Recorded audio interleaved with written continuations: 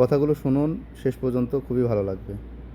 হ্যাঁ, এটা ঠিক, ষড়যন্ত্র হয়তো বা থামবে না, কিন্তু ষড়যন্ত্র যে দিক থেকে আসুক, ষড়যন্ত্রকারীদের এটা মনে করতে হবে যে দেশের মানুষ এখন কিন্তু ঘুমিয়ে নেই, এখন জাগিয়ে আছে।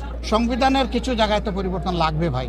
আমরা যারা এখন বিরোধী দলে আছি, আমরা 15.5 বছর ধরে বলতে আসছি এই আইন ব্ল্যাক, এই কালো আইন, কালো কানুন, এটা বদলাতে হবে।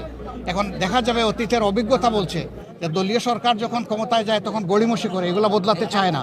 আমরা চাই যে এই সরকারের হাতেই সব জঞ্জাল পরিষ্কার হয়ে যায়। যা দরকার, যতটুকু দরকার একটা সুন্দর সভ্য দেশ গড়ার জন্য আর একটা অর্থবহ গণতান্ত্রিক পদ্ধতি চালু করার জন্য যা দরকার সব করা হোক। এই ইসলামী শাসন কায়েম হলেই মানুষ এই দেশের বসবাস করে গর্ববোধ করবে ইনশাআল্লাহ, সকল শ্রেণী পেশা এবং ধর্মবর্ণনা। আপনারা ইতিমধ্যে দেখেছেন যে এবারকার এত বড় একটা পরিবর্তন হয়ে গেল।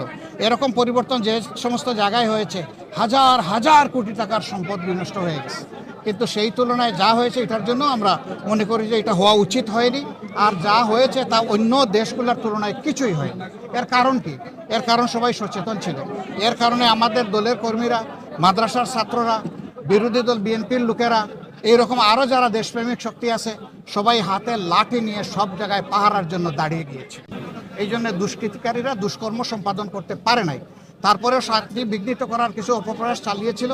আলহামদুলিল্লাহ, আপনাদের সবার জনগণের সম্মিলিত প্রচেষ্টায় সেটাও ভেসে গেছে। তবে